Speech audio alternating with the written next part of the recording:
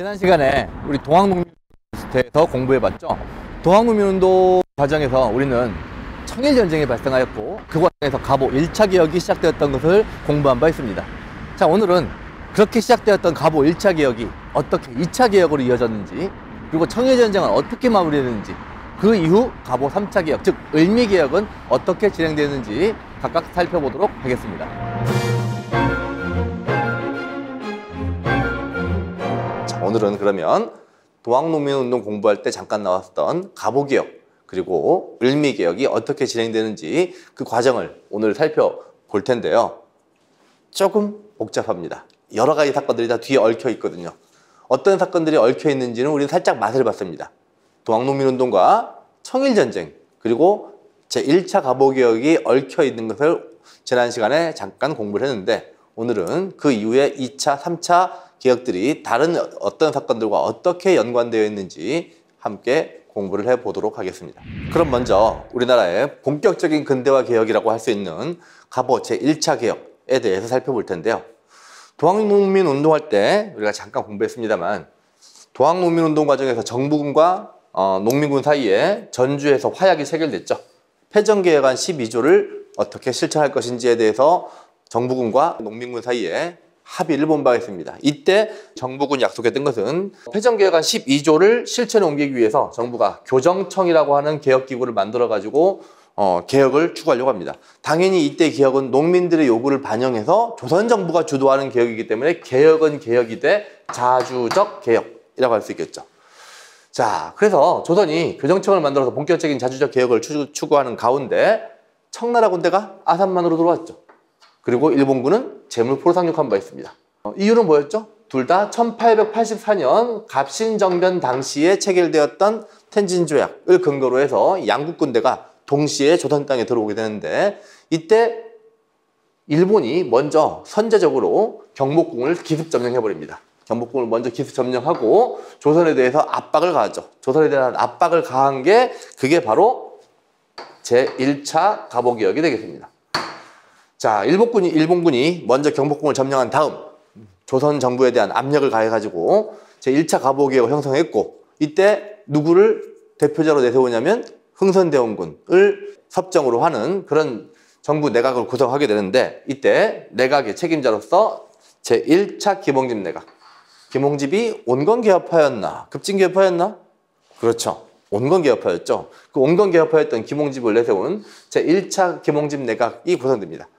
자, 이 제1차 김홍집 내각을 중심으로 해서 본격적인 개혁이 추진되는 가운데, 일본 정부는 조선 정부가 자주적으로 개혁을 추구하려고 만들어놨던 교정청을 폐지하고 그 대신에 교정청을 대신할 수 있는 새로운 개혁기구인 궁극기무처를 만들려고 강요했고, 이 궁극기무처를 중심으로 해서 본격적으로 개혁이 진행되는데요. 궁극기무처 괄호 열고 타율 플러스 자율이라고 써있죠. 이거 무슨 얘기일까요? 그냥 쉽게 얘기하면 궁극기무처를 중심으로 한 제1차 갑오개혁은 타율적인 측면과 자율적인 측면이 동시에 존재한다라고 하는 거겠죠.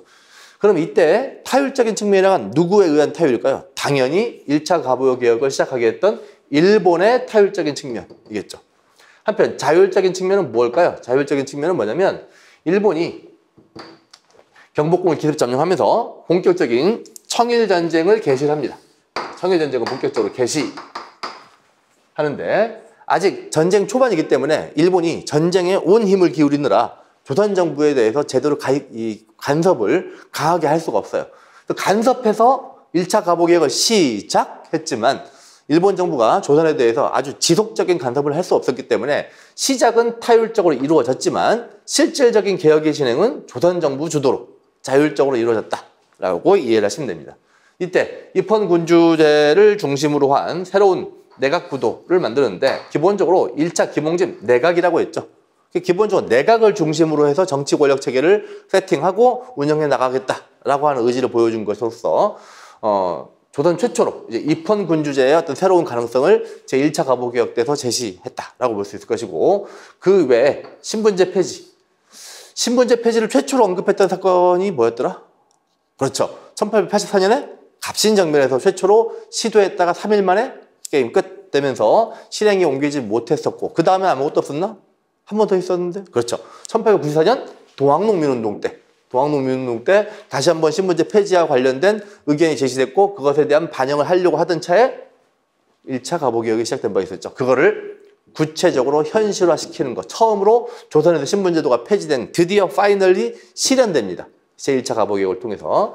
이것 말고도 개혁의 내용들은 더 많은데요. 그 내용은 잠시 뒤에 아래쪽에서 함께 또 다시 한번 정리해 보도록 하고요. 일단은 가보개혁의 진행 과정 먼저 정리할게요.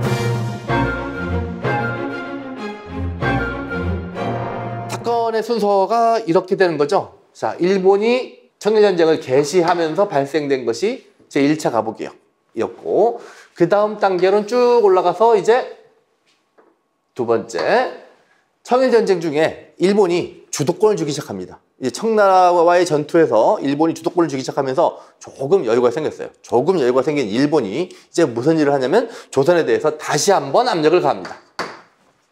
조선에 대해서 다시 한번 압력을 가하면서 본격적으로 적극적으로 간섭하기 시작하게 되는데 이때 1차 가보개혁이 뭔가 마음에 들지 않았어요.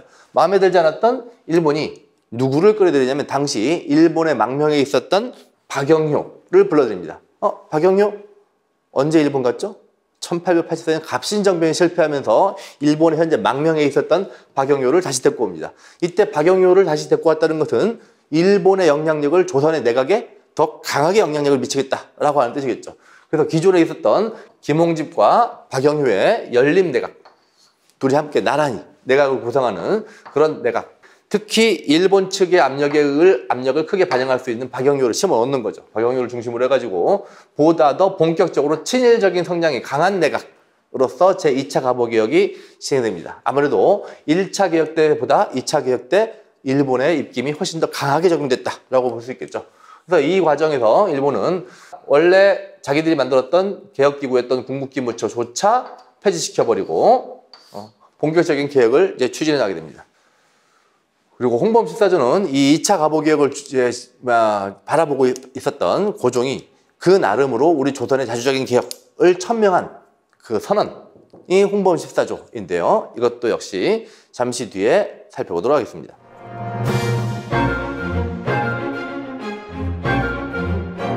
한편 그 다음은 또 사건이 어떻게 되느냐? 다시 또 이렇게 올라갔죠. 세 번째, 시모노세키 조약. 이건 뭘 말하냐면 시모노세키 조약은 일본의 시모노세키에서 청일전쟁의 마무리를 지었던 조약인데 한마디로 얘기하면 시모노세키 조약은 결국 누구의 승리로 전쟁이 끝나느냐? 일본의 승리. 일본의 승리로 전쟁이 끝이 났다라고 하는 것을 의미합니다. 청일전쟁에서 일본이 승리했기 때문에 청나라는 많은 걸 뱉어내야 했죠. 그 중에 하나가 야오뚱반도. 우리 지도 숙지하면서 어디인지 배웠죠? 한자로 뭐였더라? 한자로 요동반도. 랴오어강에 있었던 요동반도. 그 다음에 타이완. 오늘날 대만이죠. 이거를 일본 측에게 넘겨줍니다. 원래 중국 땅이었었던 청나라 땅이었었던 랴오뚱. 그 다음에 타이완. 이것들을 청나라에서 일본으로 넘겨주게 되는 거죠. 이것 말고도 상상을 초월하는 엄청난 배상금을 지불하게 됩니다. 뭐 배상금은 뭐 줘봤자 얼마 되겠어? 라고 생각할 수 있는데 청나라 1년 국가 예산에 해당되는 만큼의 엄청난 양의 배상금이 일본 측에게 넘어가게 되는 거죠. 이러자 시모노세키 조약은 한마디로 이야기하면 요 시모노세키 조약을 통해서 일본이 전쟁을 통해서 조선에 대한 막강한 영향력을 행사하게 되는 거죠.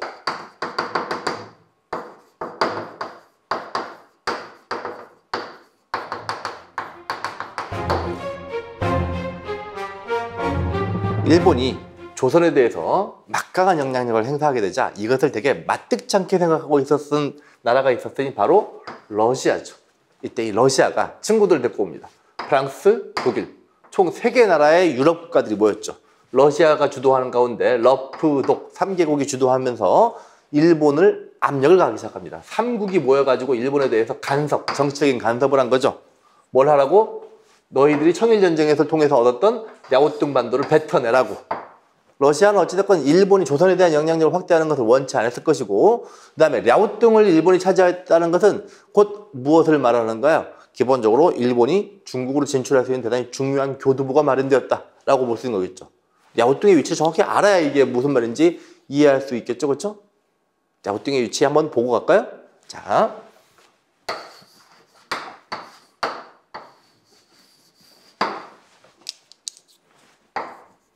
자, 백두산이 있고 압록강이 있고 두만강이 있습니다. 이때 중국 쪽으로 쭉 뻗은 반도, 여기가 랴오뚱, 요동이죠. 여기 무슨 강이 있었죠? 요하, 랴오허가 있죠. 랴오의 동쪽 지방, 요동 지방, 중국어로는 랴오뚱. 이쪽이 랴오허의 서쪽 지방, 요서 지방이라고 했죠.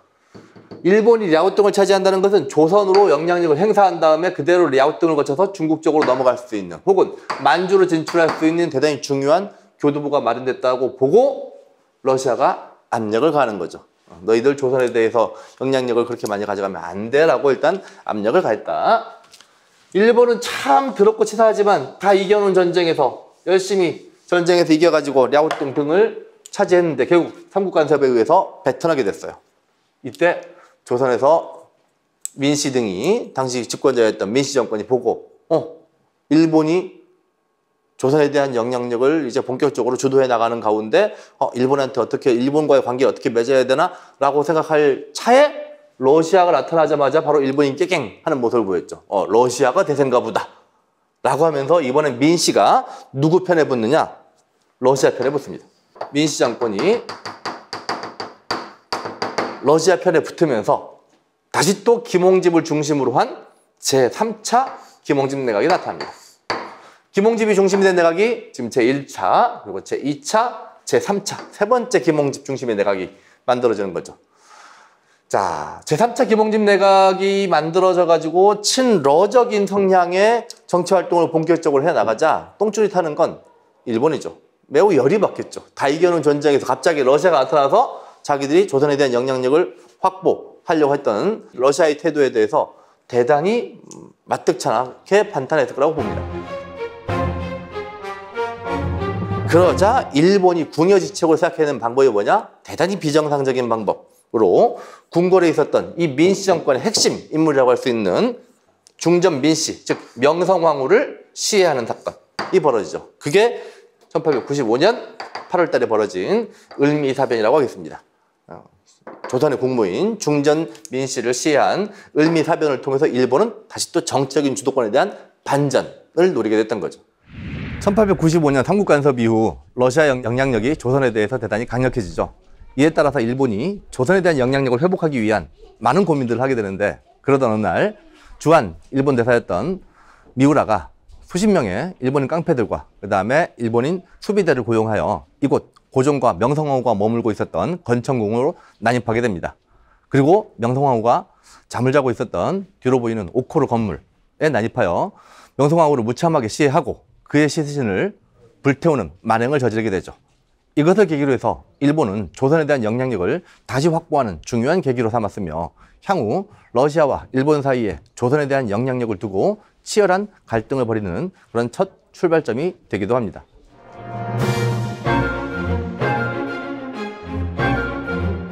자, 이제 민씨들의 세상은 가버렸어요. 중전 민씨가 제거되면서 다시 한번 김홍집을 중심으로 한 내각이 구성됩니다. 이번엔 제4차 김홍집 내각이죠. 제4차 김홍집 내각은 명명백백하게 누구의 주도하에 이루어진 개혁인가요? 그쵸. 일본을 중심으로 한 친일적인 성향의 내각이 구성된다고 볼 수 있겠습니다. 여기서 이쯤에서 한 가지 의문이 좀 들죠. 김홍집이란 이 온건계합 출신의 당시 총리 대신을 하고 있었던 김홍집이란 분, 도대체 이 양반의 정체는 뭐냐? 언제는 친일이고 친러로 갔다가 또 앞에도 친일이었다가, 심지어 이 양반은 온건계합하기 때문에 1880년대는 친청적인 정책을 펼쳤었겠죠. 김홍집이란 분은 왜 계속 친청, 친일, 친러, 다시 또 친일을 오고 가면서 활동을 했을까요? 불행하다면 불행하다고 할 수 있고, 그 다음에 그야말로 박쥐와 같은 행태를 보였다면 또 그렇다고 볼 수 있는 우리 김홍집 선생에 대해서는 또 주제가 다시 한번 얘기를 한번 해볼게요. 한편 을미개혁 때 제3차 개혁, 제4차 김홍집 내각이 주도했던 3차 을미개혁은 이제 을미년이 1895년인 거죠. 1895년이 언제부터 시작되냐면 이때부터 시작이에요. 청일전쟁이 마무리가 됐던 시모노세키 조약 자체가 1895년에 이루어졌고 그 뒤는 1895년의 이야기죠. 그때 이러저러한 개혁 조치를 단행하게 됩니다. 이때 개혁 중에 가장 주목할 만한 개혁이 머리 빠박 깎는 단발령의 조치가 내려진 거, 이따가 좀 이따가 개혁 조치 한꺼번에 또 정리할 때 같이 이야기해 보도록 하겠습니다.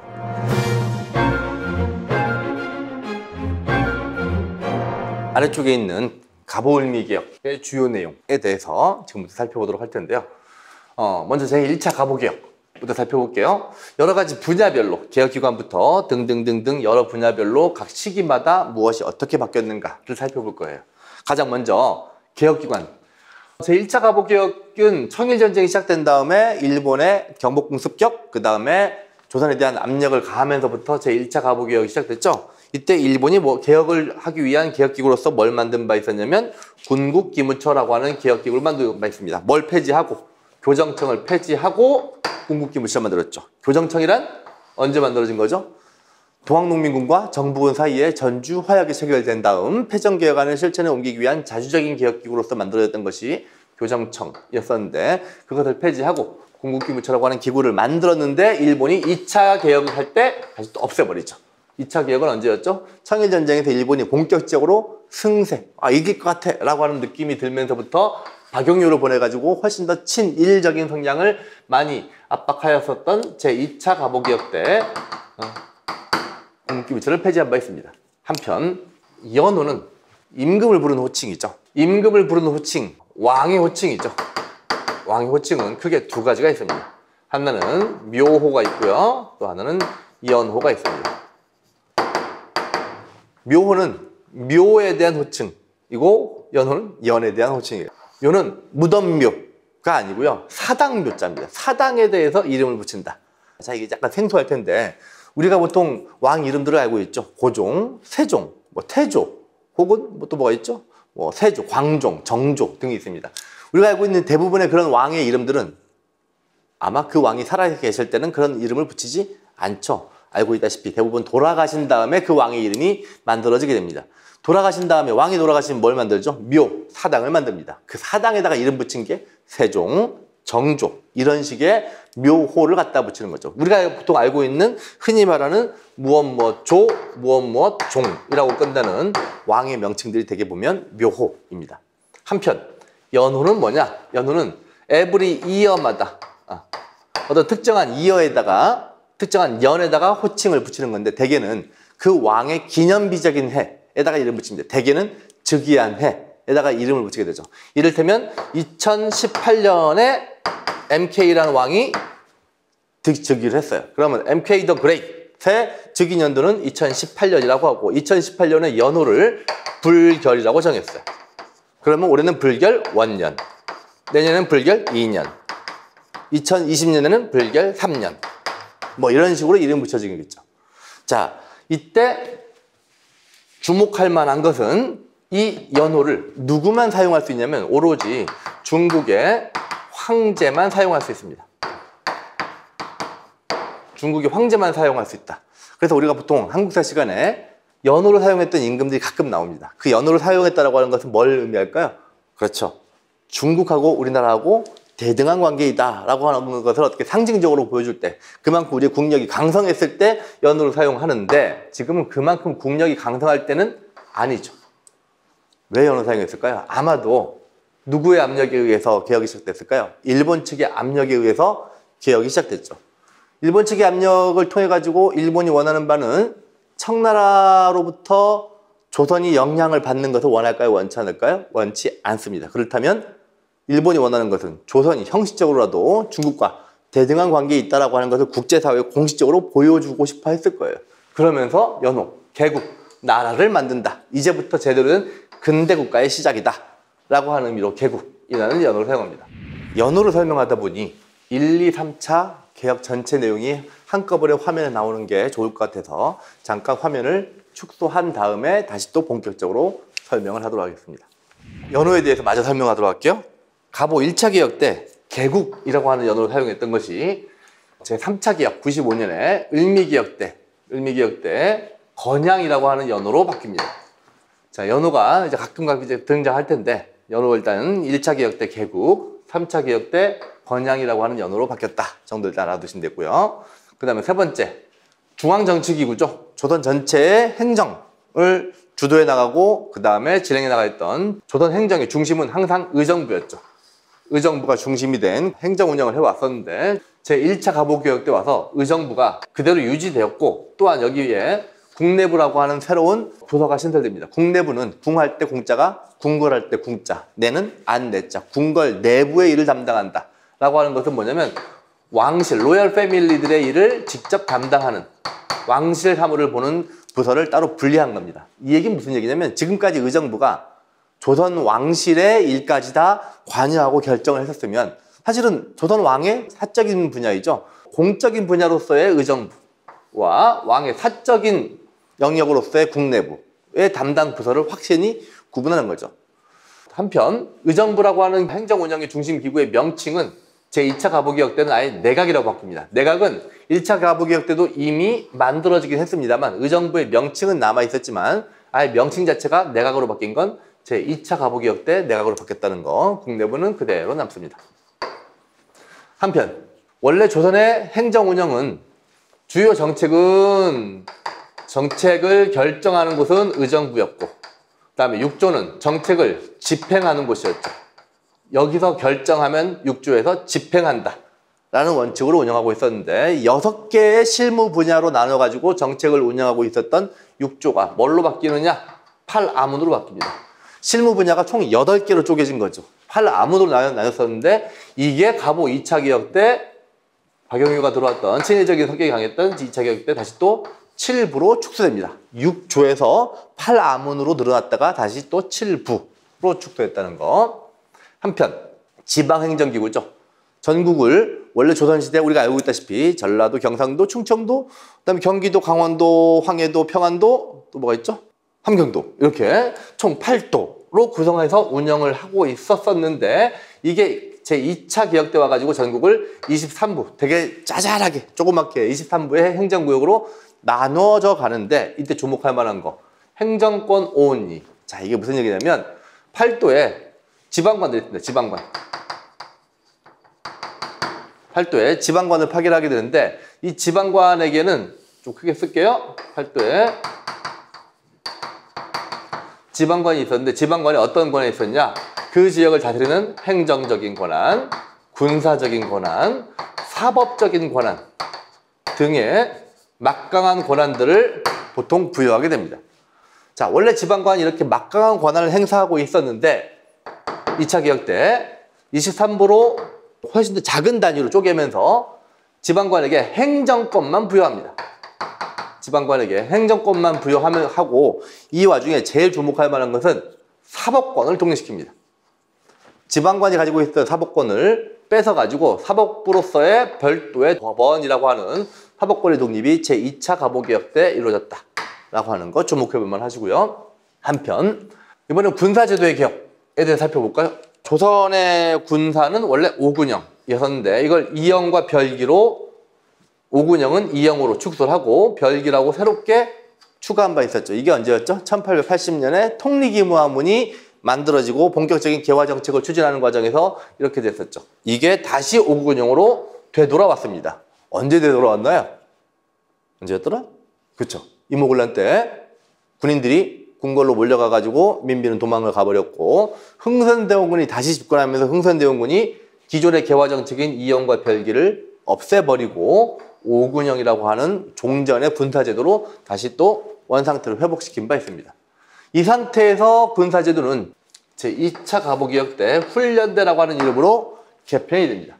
훈련대라고 하는 이름으로 개편이 된 군 조직이 제3차 개혁 때, 을미개혁 때 이렇게 되면 서울을 지키는 친위대, 그 다음에 지방을 지키는 진위대라는 명칭으로 군사 조직의 명칭 자체가 바뀌어 나가게 되는 거죠. 자, 한편 그 다음은 경제적인 측면의 개혁에 대해 살펴보겠습니다. 제1차 가보개혁 때 재정을 일원화합니다. 재정이 일어나 많이 듣던 얘기죠. 재정이 일어나 얘기가 한번 나왔었는데 언제 나왔더라? 1884년 갑신정변 때 그때 당시 급진개혁파였던 박영규, 김옥균 등이 뭐를 주장한 바 있었냐면 무엇을 중심으로? 육조 중에 호조를 중심으로 한 재정의 일원화. 모든 이 국가재정이 여러 관청마다 다 쪼개져 있는데 호조를 중심으로 재정을 통합하자라고 하는 주장을 한 바 있었죠. 이때 제1차 가보개혁 때는 재정을 담당하고 있었던 탁지아문, 호조가 아니라 왜 탁자문이죠? 이때 6개 조가 팔아문으로 바뀐 바 있었죠. 그 팔아문 중에 하나였던 탁자문 중심으로 재정을 통합해서 운영해야 된다라고 하는 이야기를 하게 됐고, 또 하나 은본위 화폐제도. 화폐제도를 본격적으로 운영을 하되 화폐 가치의 기본 기준 틀이 되는 게 무엇? 은을 화폐 가치의 기본 틀로 하는 그런 화폐제도를 운영하겠다라고 얘기했고, 세 번째 조세의 금납화. 조세를 금으로 납부하겠다. 여기서 얘기하는 금으로 납부한다는 것은 골드로 납부한다는 의미라기보다는 현금으로 납부하겠다. 즉 화폐로 납부한다의 의미예요. 원래 우리가 상식적으로 전근대 사회에서 조세제가 납부되는 것은 주로 뭘로 납부되죠? 현금이 아니라 현물로 납부됐죠. 쌀로 납부한다든지 아니면 또 뭐가 있죠? 옷감으로 납부한다든지 와 같은 방식을 이제 화폐로 납부한다가 조세의 금납화. 이게 언제라고 해도 가보 1차 개혁 때 이루어진 조치입니다. 한편 네 번째 도량형의 통일. 도량형은 뭐죠? 도량형은 우리가 보통 길이를 재는 혹은 무게를 재는 단위를 보통 도량형이라고 하죠. 현재 대한민국에서 공식적으로 사용되고 있는 도량형은 미터법이죠. 미터법. 길이는 미터로, 그다음에 무게는 그램으로, 그다음에 부피는 뭐 평방미터, 세제곱미터와 같은 것으로 주로 사용이 되고 있는데 그 도량형에 대해서 처음으로 통일의 조치를 내리게 됩니다. 한편 이번에는 사회 부분이죠. 사회 부분에서 제1차 가보개혁 때 가장 주목해 볼 만한 것 중에 하나가 신분제도를 폐지하는 거였죠. 아까 앞서 설명했죠. 조선의 신분제 폐지를 맨 처음 얘기했던 건 어느 사건 때라고요? 1884년 갑신정변 때 급진개혁파가 인민평등권의 제정이라고 하는 걸 맨 처음 시도했었고, 그 다음에 또 누가? 동학농민군 패전개혁안에 또 신분제 폐지에 대한 주장만 계속되다가 드디어 언제 파이널리 제1차 가보개혁 때 드디어 조선의 신분제도가 완전히 법적으로 사라집니다. 신분제도가 완전히 사라졌다는 거. 또한 동시에 근대사회를 지향하면서 과거제도를 폐지해버립니다. 과거제도는 가만 있어봐라. 과거제도는 개인의 능력을 더 중요시 여겼던 제도인가요? 개인의 신분을 중요시 여겼던 제도인가요? 그렇죠. 과거제도는 개인의 능력을 중요시 여겼던 제도죠. 열심히 공부한 사람이 관료로 선발될 수 있는 개인의 능력을 중요시 여겼던 제도인데 아깝게 이걸 왜 폐지했을까요? 자, 기본적으로 과거제도는 원칙상으로는 개인의 능력을 잘 반영해서 좋은 능력이 뛰어난 관리를 선발하겠다고 만든 제도였지만 현실적으로 누구한테 완전히 장악되고 있었을까요? 그렇지. 양반 지주들이 완전히 과거제도를 거의 독점하다시피 장악을 하고 있었기 때문에 진짜 능력이 뛰어나지만 양반이 아닌 사람은 실질적으로 관리가 될 수 있는 방법이 사실상 없었죠. 과거제도를 폐지하겠다는 얘기는 그러면 신분적인 측면을 강화하겠다는 게 아니고 사실상 양반들이 독점하고 있던 관리 선발의 길을 누구한테나 다 할 수 있게끔 열고 진짜 능력이 있으면 과거라고 하는 한계를 두지 않고 선발해내겠다라고 하는 사회적 조치라고 볼 수 있겠죠. 세 번째, 조혼 금지. 조혼은 조가 일찍 조자죠. 되게 어린 나이에 결혼한 경우 되게 많았어요. 보통 오늘날은 20세 이상에 결혼하는 것이 일반적이면 20세 이하인 경우에도 결혼을 하는 경우도 되게 많아가지고 인권 침해 소지들이 꽤 있기도 했습니다. 너무 어린 나이에 초등학생 나이에 결혼을 하는 그런 경우도 발생하고 하기 때문에 이것을 금지시켰다는 거. 그리고 과부의 재가를 허용했다. 과부의 재가 허용. 조선은 기본적으로 과부의 재가를 허용하지 않습니다.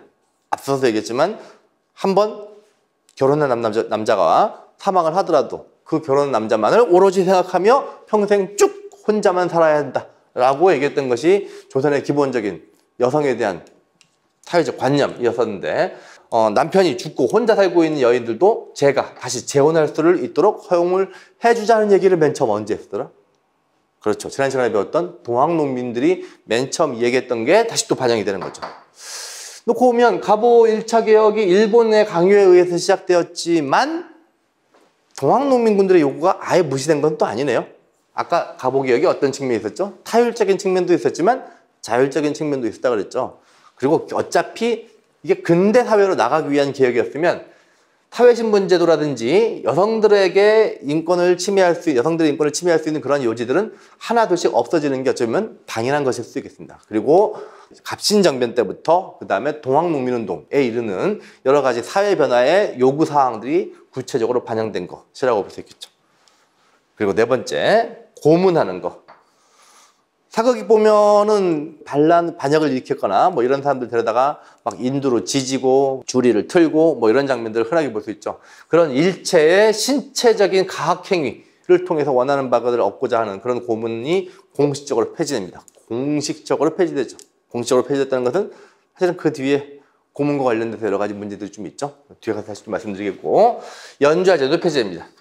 연좌제는 이거는 지금 현재 대한민국을 비롯한 전 세계 대부분의 국가가 일단 법률적으로 금지하고 있는 제도인데, 연좌제가 뭐죠? 잘못을 저지른 사람이 있으면 가족들도 똑같은 벌을 받게 하는 것이 연좌제였다는 거죠. 이를테면 삼족을 멸하리라 라고 하는 표현이 있습니다. 할아버지가 반란에 참여해가지고 사형을 당하게 되면 동시에 그 아들도 혹은 손주까지도 동시에 다 사형을 시켜버리고, 그 다음에 그 집의 여인들은 다 관노비로 팔아버리고 하는 그런 제도로서, 사실은 이제 막 기어다니는 4살짜리, 5살짜리 손주가 할아버지가 반란을 일으켰는지 말았는지 어떻게 한다고, 무슨 죄가 있다고 그걸 죽여요.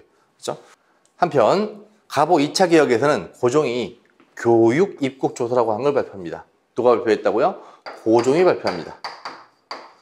교육 입국 조서는 우리나라의 근대 개혁 과정에서 교육이 갖는 중요성에 대해서 고종이 공식적으로 발표를 한 것인데요. 고종이 이 교육 입국 조서를 통해서 조선의 본격적인 근대적인 학제라고 하는 것은 스쿨 시스템이죠. 현재 대한민국의 학제는 초등학교, 중학교, 고등학교, 대학교, 이게 몇 년이죠? 6년, 3년, 3년, 4년, 이른바 6, 3, 3, 4학제를 가지고 있습니다. 이게 학제라고 할 수 있는 시스템인데, 그러한 기본적인 초등교육기관부터 고등교육기관까지의 기본적인 스쿨 시스템을 본격적으로 갖추기 시작했고, 그때 만들어진 대표적인 학교들이 이런 학교들이 있는 거죠. 한편 3차 을미개혁 때는 가장 주목할 만한 사회적인 개혁으로서 단발령을 시행하죠. 단발령은 머리를 깎자라고 하는 거죠. 자, 기본적으로 조상들로부터 받은 신체 일부를 절대 함부로 해치거나 혹은 덜어낼 수 없다고 봤던 성리학자들이 이 단발령에 대해서 엄청나게 반발합니다. 그 반발이 결국 무엇으로 나타났죠? 같은 해 1895년 을미년의 의병으로 나타났죠. 을미의병을 주도했던 분 누가 있더라? 유인석, 이소응 이런 분들이 을미년의 의병으로 의병 활동의 첫 번째 의병이었죠. 물론 의병 활동이 본격화된 것은 단발령도 있었고, 단발령 플러스 또 뭐였더라? 이 같은 해 국모가 시해된 을미사변이 중요한 원인이 되기도 했지만, 특히 단발령이라고 하는 것이 양반 사대부들한테 가장 큰 충격이었나 봅니다. 그래서 단발령을 계기로 해가지고 을미년의 의병이 이루어지는 첫 번째 계기가 됐다는 거. 한편 이 을미개혁 때는 양력이 처음 사용되기 시작합니다. 우리가 설날 같은 걸 지금도 음력설날, 음력 1월 1일을 설날로 쓰고 있죠. 음력의 사용의 흔적이 아직도 한국 사회에 남아있는데요. 이때 처음으로 양력의 사용이 을미개혁 때 처음 시작됐다는 거. 한편 우편사무도 개시됩니다. 물론 여기서 얘기하는 우편사무란 근대적인 우편사무죠. 우편사무 개시됐던 거 아닌가? 언제 개시됐지? 1884년 우정총국이 개국되면서 그때 시작했어야 됐는데, 그때 어떤 일이 벌어졌나? 우정총국 개국 축하연이 개판이 돼버렸죠. 왜? 정변이 벌어졌으니까. 84년에 우정총국 개국 축하연이 실패로 들어가면서, 그때 갑신정변이 발생하면서 우편사무 개시가 이루어지지 못하고 시간이 흘러 11년 있다가 95년 을미개혁 때 와서야 우편사무가 시작됐다는 거예요. 단발령은 나중에 이제 곧 폐지가 돼버리고 말고요. 양반들의 반발이 워낙 심해서. 여기서 참고할 만한 것들 중에 설명하지 않은 게 요 두 가지가 있죠. 독립서고문과 홍범14조. 일단 제2차 가보개혁은 박영유라고 하는 인물이 껴들면서 매우 어떤 성향의 개혁이었죠? 매우 친일적인 성향의 내각이 만들어졌고, 일본의 압력이 강한 가운데 진행되었던 개혁이었습니다. 이때 이 와중에 고종은 홍범14조를 통해서 근대 개혁의 기본 방향을 제시합니다. 이 홍범14조에서는 앞서서 개혁했던 제1차 가보개혁의 내용에 대해서 다시 한번 확인하고 어떤 방향으로 개혁을 하겠다라고 하는 내용을 기본적으로 제시했다는 점, 그리고 독립서고문, 조선이 어떻게 자주적으로 개혁해 나갈 것인지에 대한 본격적인 선언, 조선이 앞으로 어떻게 개혁해 나갈 것인지에 대한 자주적인 선언들을 하게 되죠.